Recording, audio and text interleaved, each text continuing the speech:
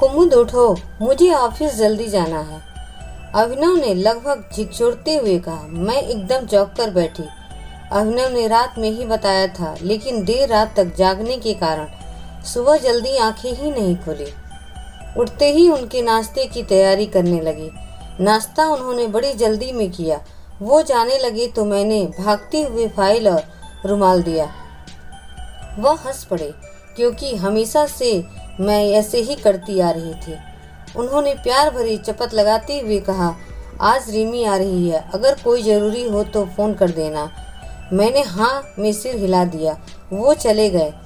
आज रिमी के आने की खबर वाकई एक बाहर आने जैसी थी।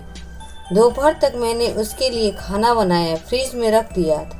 वैसे भी सारा काम दोपहर तक ख़त्म होता था।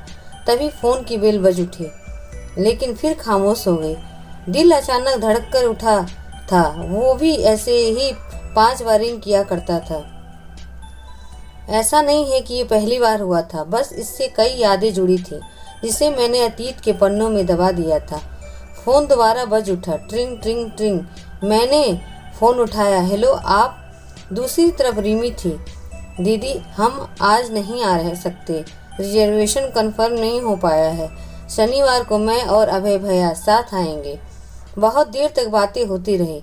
मन उदास हो गया था। हम वर्षों बाद मिल रहे थे। रिमी सिर्फ मेरी बहन ही नहीं, मेरी बहुत अच्छी दोस्त भी थी। मेरी शादी को 6 साल बीत चुके थे। इतने साल में जैसे मैं खुद को भूल गई थी। आज जाने क्यों मैं अपने अतीत के पन्ने खोलने बैठ गई थी। मैं रूढ़िवादी मध्यवर्गीय परिवार से थी। उस समय मैं बीए तृतीय वर्ष में थी। परीक्षा की तैयारी जोरों पर थी। 3 बजे आज कॉलेज से घर आई थी। हमेशा की तरह वही ब्लैक कॉल। अजीब शख्स है जो आवाज़ सुनता है फिर भी फ़ोन काट देता है। जब भी फ़ोन आता है सन्नाटा पसर रहा। 3 सालों से ऐसा ही होता आ रहा था। पहले तो गुस्से में काट देती, लेकिन धीरे धीरे उसकी आवाज़ सुनने के लिए उससे प्यार से बात करती। कभी रोती, कभी उसे डांटती कि शायद अब बोले, लेकिन हमेशा वही खामोशी, जिसे सुनते सुनते मैं चिढ़ने लगी थी। एक इंतजार सा रहता। दिल फ़ोन की बेल पर ही अजीब अंदाज में धड़कने लगता था। तभी रिमी ने खामोशी तोड़ते हुए कहा, ऐसा लगता है यह तुम्हारे आने जाने की खबर रखता है। और मैंने बात बीच में ही काट कर कहा, मुझे बताओ तो मैं क्या करूं? मेरे गुस्से को देख रिमी चुप हो गई। वह समझ गई थी कि मैं आजकल काफ़ी परेशान रहने लगी हूँ। वह मुझसे 5 साल छोटी थी, लेकिन मुझसे अच्छी तरह समझती थी। कितनी अजीब बात है, मैं ज़िंदगी के ऐसे मोड़ पे थी जिसे मैं बताती तो लोग हंसते, और नहीं बताती तो ऐसा लगता जैसे मेरा दम घुट जाएगा। अपने इस एहसास को मैं किसी से बांट नहीं पा रही थी, वो भी ऐसे छलावे के लिए जिसे पाने के लिए जितना आगे बढ़ती, लगता वो उतना ही मेरे हाथों से छूटता जा रहा था। बंद मुट्ठी में फिसलती रेत की तरह हमारे समाज में किसी स्त्री के प्रेम के लिए कोई स्थान नहीं होता। इसकी इजाज़त न तो परिवार देता है, न ही ये निर्मय समाज। यह मजाक जैसा ही तो है कि किसी ब्लैक कॉल करने वाले व्यक्ति के प्रेम में डूब जाऊं, बिना आवाज़ सुने, बिना बात किए, बिना देखे। जब भी फ़ोन बजता, दिल पागल बच्चे की तरह मचल उठता। मैं भाग कर सिर्फ उसकी खामोशी सुनने, कभी कभी मैं जाने कितनी देर तक फ़ोन लिए खड़ी रहती। अब उसकी खामोशी ही मेरे लिए सब कुछ थी। मुझे हमेशा ये एहसास रहता जैसे कॉलेज से लेकर मेरे घर के हर रास्ते पर खड़ा वो मुझे देख रहा है। मैं उसे आसपास महसूस करने लगी थी। यह कैसे पागलपन था। मेरी हिचकियाँ सी बंध गई। मैं जाने कब तक ऐसे रो ही रही रहती कि रिमी के कदमों की आहट ने मुझे चौंका दिया। जल्दी जल्दी मैंने आँखें धोई और बाहर आकर कॉफ़ी पीने लगी। लॉन में लगी सूरजमुखी की कतारें बरबस मुझे अपनी तरफ खींच रही थीं। मुझे इन फूलों से बचपन से ही लगाव था, जो सूरज के प्रकाश में खिलती, और अब इन्हें प्रकाश नहीं मिलता तो ये मुरझा जाती हैं। जाने मेरा सूरज कहाँ छिपा था। मेरी हंसी चंचलता जाने कहाँ गम हो गई थी। उसकी आवाज़ सुनने का जुनून, उसे पाने की चाहत जाने कब मेरे दिल में जगह बना ले चुकी थी। इसका एहसास भी नहीं हुआ। मैंने धीरे धीरे अपने आप को संभाल लिया और परीक्षा की तैयारी में व्यस्त हो गई। फ़ोन अब भी आते, खामोशी भी ज्यों की त्यों थी। बस उस पर ध्यान देना मैंने कम कर दिया था। मैं अपने बड़े भाई अभय से ड्राइंग रूम में पॉलिटिक्स के प्रश्नों पर बहस कर रही थी। तभी फ़ोन की बेल बज उठी, खामोश हो गई। अभय भैया कुछ देर बाद चले गए। मैं भी जाने वाली थी कि फ़ोन की घंटी फिर बज उठी। ट्रिन ट्रिन ट्रिन। मैंने स्वयं को संयत करते हुए उठाया। हेलो हेलो, कोई आवाज़ नहीं आई। मैंने झल्लाकर फ़ोन रिसीवर पर पटक दिया और वहीं बैठकर रोने लगी। फ़ोन फिर बजा। ट्रिन ट्रिन ट्रिन। मैंने फ़ोन उठाकर रोते हुए कहा, क्यों इतना परेशान कर रहे हो? ऐसा लगता है जैसे मैं पागल हो जाऊंगी। कुछ बोलती क्यों नहीं? कुछ तो मैं मर जाऊंगी। ज़्यादा रोने से मेरी आवाज़ नहीं निकल रही थी। तभी उसकी खामोशी टूटी, जैसे मैं दिन में सपना देख रही थी। उसकी गहरी आवाज़ में भी जाने कब तक ऐसे ही खोई रही। उसने मुझे मेरा नाम से पुकारा। हेलो कुमुद, तुम सुन रही हो? उसने मुझे जैसे सोते से जगा दिया था।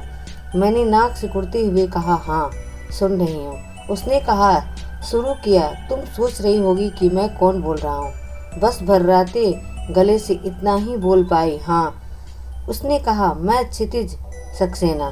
क्षितिज को मैं जानती थी। वो हमारे कॉलेज का अच्छा स्टूडेंट था। हमेशा उसे कॉलेज कंपाउंड में गैलरी में लड़कों के बीच घेरे दिखते था। वो हमारा सीनियर था। मैंने उस पर कभी ध्यान नहीं दिया था। वैसे मुझे हमेशा एहसास रहता जैसे मैं किसी की नज़रों में कैद हूँ। वो हमेशा मेरी क्लास टाइम पर खड़ा मुझे देखता रहता। सभी उसकी बहुत इज्जत करते थे। भैया का वो बहुत अच्छा दोस्त था। थोड़े से अंतराल के बाद वह फिर बोला, कुमुद तुम। मैंने बीच में बात काटकर कहा, भैया घर पर नहीं है, वो अभी अभी बाहर गया है। वो हंस पड़ा। जानता हूँ, मुझे उनसे नहीं तुमसे बात करनी है। हमारे बीच कभी इतनी बातचीत नहीं हुई थी। थोड़ा संकोच था मन में, किसी जाने क्या बात करना चाह रहा है। उसने आगे कहा, जाने तुम क्या सोचो मेरे बारे में। मैं ये भी नहीं जानता कि तुम मेरे बारे में क्या राय रखती हो, लेकिन मैं तुमसे बहुत प्यार करता हूँ। पता नहीं ये सही है या गलत। तुम सुन रही हो ना? क्या तुम भी मुझसे? खराट के मैंने फ़ोन रख दिया। आगे मुझसे सुनने की हिम्मत नहीं थी। पूरा बदन थरथरा रहा था। मैं सबकी मुंह छिपाकर फिरती रहती कि कोई मेरा चेहरा पढ़ ना ले। एक चोर सामन में घर कर गया था। पूरा दिन ऐसे ही गुजर गया। कोई पढ़ाई नहीं हो सकती है। मैं टेलीफोन के पास बेमकसद घूम रही थी, कहीं उसका फ़ोन फिर ना आ जाए, ये भी आशंका थी मन में।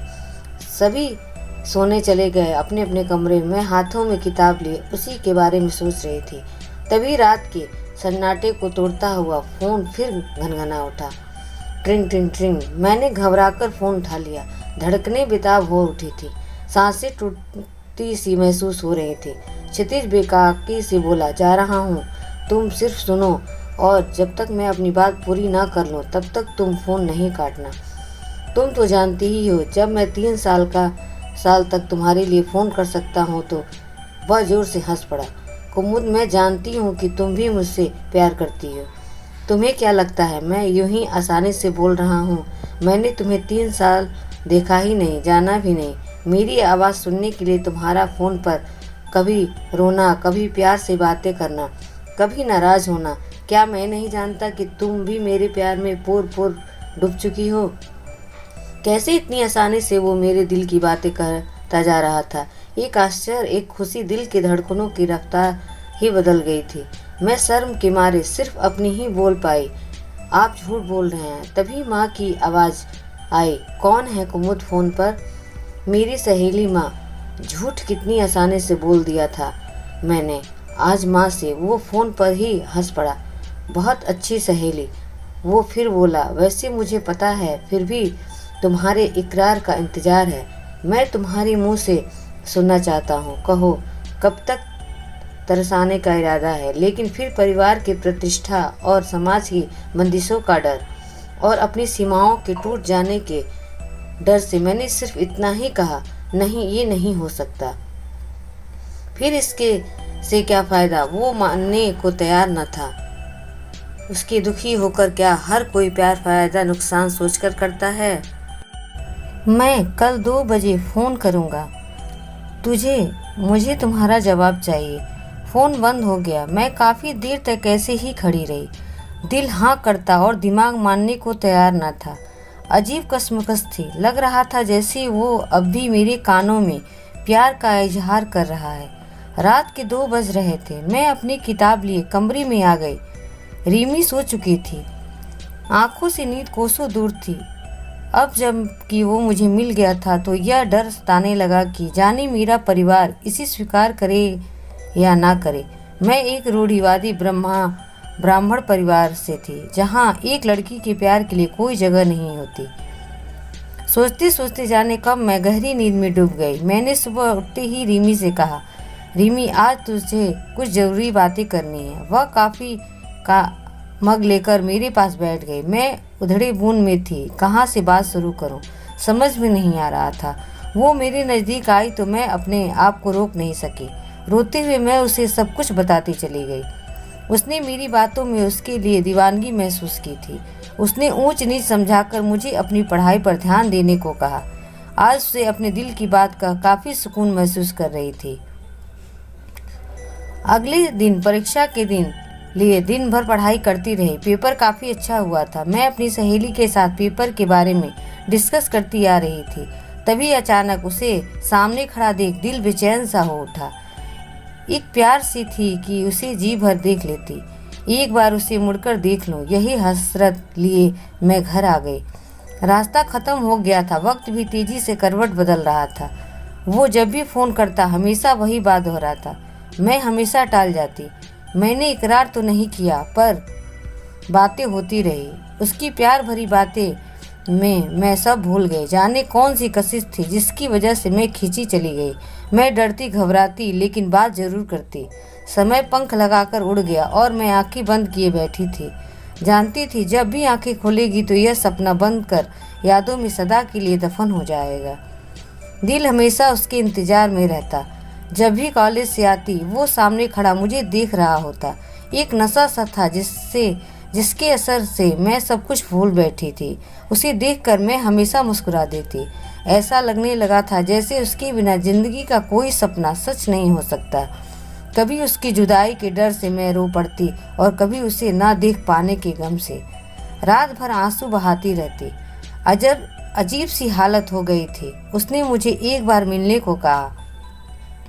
चाह तो बहुत हो रही थी लेकिन ऐसा कर नहीं सकती। उसने फ़ोन रखते रखते एक कविता सुनाई।